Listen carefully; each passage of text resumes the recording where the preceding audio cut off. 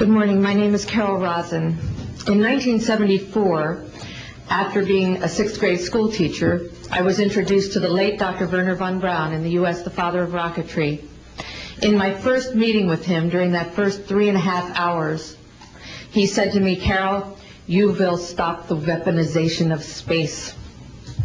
And I said, teachers don't stop until June. He said, "No, you have to understand, this is February.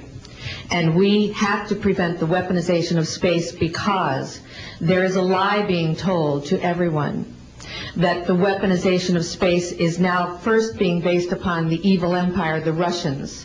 There are many enemies," he said, "against whom we're going to build this space-based weapon system. The first of whom was the Russians, which was existing at that time. Then there would be terrorists. Then there would be third world countries. Now we call them rogue nations or nations of concern. Then there would be asteroids." And then he would repeat to me over and over, and the last card would be the extraterrestrial threat. Well, at the time, I kind of laughed when he said asteroids, and when he said extraterrestrials, I knew I wasn't going to deal with that subject. And now we hear on the news just today, this week, that they've slid in another enemy. Only this time we're going to protect our satellites. In other words, we have to have some reason to spend these trillions, to waste these dollars on a space-based weapon system, and they're all lies. This is a system, he told me, that would never protect anyone. Even back then, he talked about suitcase bombs. He talked about chemical, viral, bacterial, biological warfare, that these space-based weapons would never protect us against. And then he told me that, in fact, if you travel around the world, which I did after he died in 1977, I met with people in over 100 countries who were friends. They didn't want to build space-based weapons. I became a space and missile defense consultant, and I worked with people around the world. I became an advisor to the People's Republic of China. They don't want to build a space-based weapon system, and he told me back then that they didn't. He said, "Go to Russia. They're considered to be the enemy." I got on a plane by myself.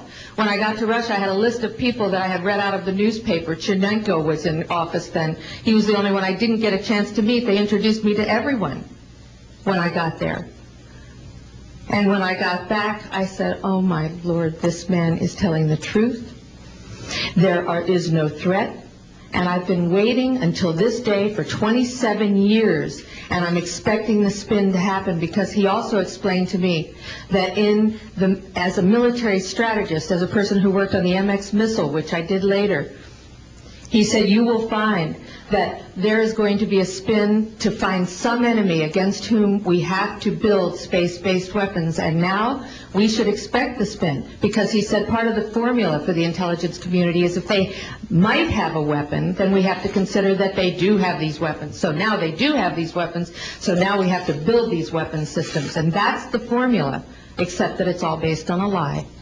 And we have witnesses here today that have shown you that these extraterrestrial beings, that these craft that have come here are now not UFOs, they're identified flying objects, and we know that they have beings in them.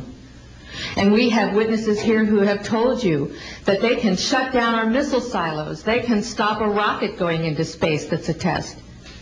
We have witnesses here who have worked in the classified departments, who have the courage to come forward here to support what Wernher von Braun told me back in 1974 to 77.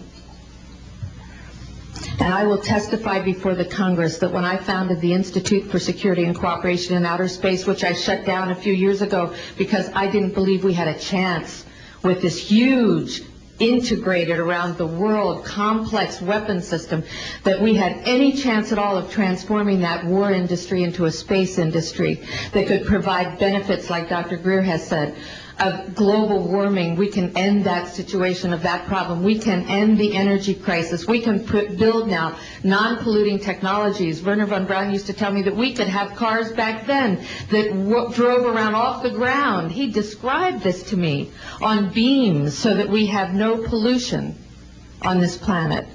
And we can solve the problems of the people that are urgent and potential, and the other animals and the other cultures on Earth and in space.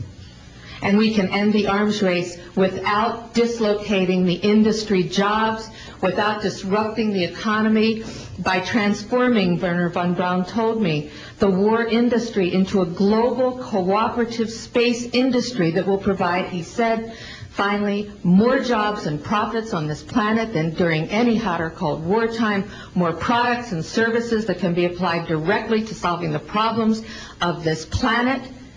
And we can have a whole planet now that lives in peace on Earth, with all the cultures on Earth, and with all the extraterrestrial cultures in space. And these are words that Werner von Braun told me in 1974, and I will testify before the Congress under oath about everything I have said and more. Thank you.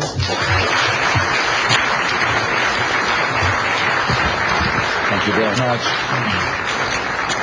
I'd like to thank each of the witnesses and for your patience. We're running about 50 minutes late, and I do apologize for that. I want to emphasize that all of these witnesses each could speak for probably anywhere from 2 to 5 hours about what they have witnessed. We were trying to give you a snapshot.